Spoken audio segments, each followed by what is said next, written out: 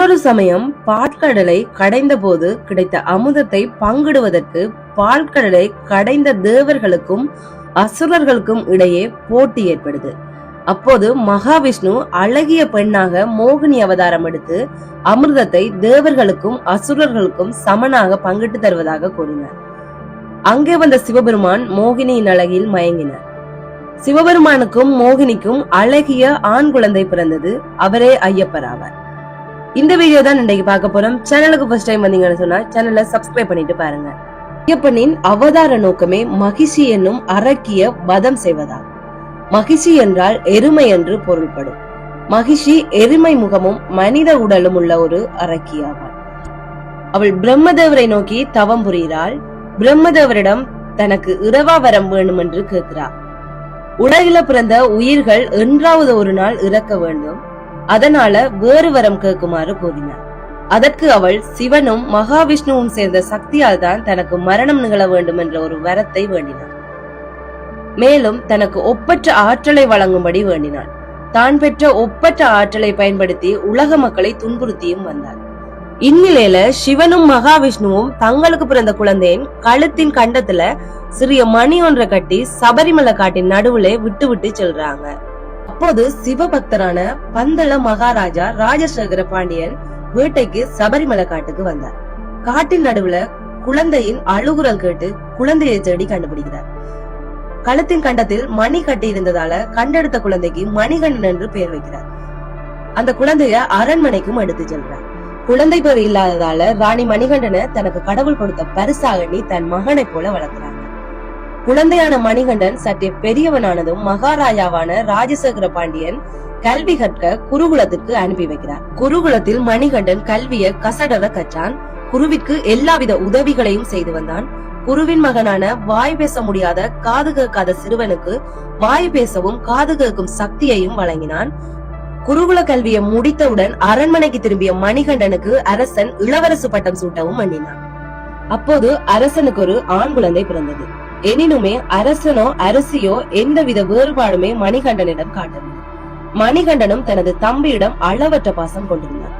ராஜசேகர பாண்டியனுடைய அரசவையில இருந்த மந்திரி ஒருவனுக்கு மணிகண்டனுக்கு இளவரசு பட்டம் சூட்டுவது பிடிக்கவில்லை. இதை எப்படியாவது தடுத்து விட வேண்டும் என்று அவன் எண்ணுகிறான். அரசனிடம் மணிகண்டன் யார் என்று தெரியாது, காட்டிலிருந்து எடுக்கப்பட்ட குழந்தை, எனவே அரசனுக்கு பிறந்த குழந்தைக்கே இளவரசு பட்டம் சூட்ட வேண்டும் என்று வாதிட்டான். அந்த வாதத்தினை கேட்ட அரசன் கடும் கோபம் கொண்டு மணிகண்டன் தான் தனது மூத்த மகன் என்றும் அவனுக்கே இளவரசு பட்டம் சூட்ட வேண்டும் என்றும் கூறினான். அதன்பின் மகாராணியிடம் சென்று மணிகண்டனுக்கு இளவரசு பட்டம் சூட்டக்கூடாது என்றும் ராணிக்கு பிறந்த குழந்தைக்கு இளவரசு பட்டம் சூட்ட வேண்டும் என்றும் கூறினார். முதலில் மகாராணி இதை கேட்டு கோபப்பட்டாலும் மந்திரி ராணியின் மனதை மாற்றினார். ராணி மனம் மாறி தன் மகனுக்கு எவ்வாறாவது இளவரசு பட்டம் சூட்ட வேண்டும் என்று யோசிக்கையில் மந்திரி ராணியிடம் ராணிக்கு தீராத வயிற்று வலி என்றும் வலி தீர புலியின் பால் தேவை என்றும் புலியின் பாலை கொண்டு வர மணிகண்டனை அரசர் பணிக்க வேண்டும், அதற்கு வேண்டிய நடவடிக்கைகளை மந்திரி மேற்கொள்வதாகவும் கூறினார். மந்திரி கூறிய யோசனைக்கு ராணியும் உடன்பட்டு தனக்கு தீராத வயிற்று வலி உள்ளதாக அரசனிடம் தெரிவித்தார். அரசன் அரண்மனை வைத்தியரை அழைத்து வைத்தியம் பார்க்க சொல்ல மந்திரியின் கையாலான வைத்தியர் புலிப்பால் தான் ராணியின் நோய்க்கு மருந்து என்று அரசனிடம் கூறினார். இதனை கேட்ட அரசன் புலிப்பால் கொண்டு வருபவருக்கு நாட்டில் பாதி என்று அறிவித்தார். ஆனாலுமே புலிப்பாலை கொண்டு வருவதற்கு யாருமே முன்வரவில்லை. அந்த நேரத்தில் மணிகண்டன் தான் காட்டிற்கு சென்று புலிப்பாலை எடுத்து வருவதாக கூறினான். இதனை கேட்ட அரசன் மணிகண்டன் புலிப்பால் கொண்டு வருவதற்கு காட்டிற்கு செல்ல வேண்டாம் என்று கூறினான். ஆனால் மணிகண்டன் பிடிவாதமாக தான் மட்டும் தனியாக சென்று புலிப்பால் கொண்டு வருவதாக கூறி காட்டுக்கு புறப்பட்டு செல்கிறான். காட்டினுள் சென்ற மணிகண்டன் குடிசை ஒன்றில் தங்கினான். அப்போது எருமை தலையுடன் மகிஷி அங்கிருந்தோரை துன்பப்படுத்துவதையும் கண்டார். மகிஷியுடன் போர் புரிந்து இறுதியில் மணிகண்டன் மகிஷியை கொன்று விட்டார். மகிஷியின் உடலிலிருந்து சாப விமோசனம் பெற்ற பெண் தன்னை மனம் செய்து கொள்ளுமாறு ஐயப்பனிடம் வேண்ட தான் பிரம்மச்சாரி எனவும் தன்னால் திருமணம் செய்ய இயலாத எனவும் தெரிவித்து விட்டார். மகிஷியிடமிருந்து விடுதலை பெற்றவுடன் தேவர்கள் ஐயப்பனை மனமாற வாழ்த்தினார்கள். இந்திரன் ஆண்புலியாகவும் மற்ற தேவர்கள் பெண்புலியாகவும் மாற ஐயப்பன் ஆண்புலி மீது ஏறி பந்தள நாட்டிற்கு வருகின்றான்.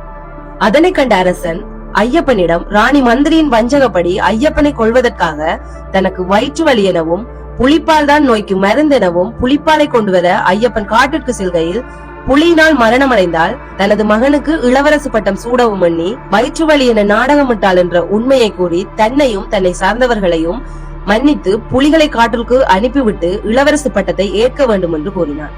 அதற்கு ஐயப்பன் தனது அவதாரத்தின் நோக்கம் நிறைவேறிவிட்டதாகவும் தான் மீண்டும் தேவலோகம் செல்ல போவதாகவும் கூறினார். மேலும் தன் நினைவாக தன் அம்பு விழும் இடத்தில் ஆலயம் ஒன்றை கட்டவும் வேண்டுகோள் விடுத்தார். ஐயப்பன் எய்த அம்பு சபரிமலையில் விழுந்தது. அந்த இடத்தில் ராஜசேகர பாண்டியன் ஆலயத்தை ஏற்படுத்தினார்.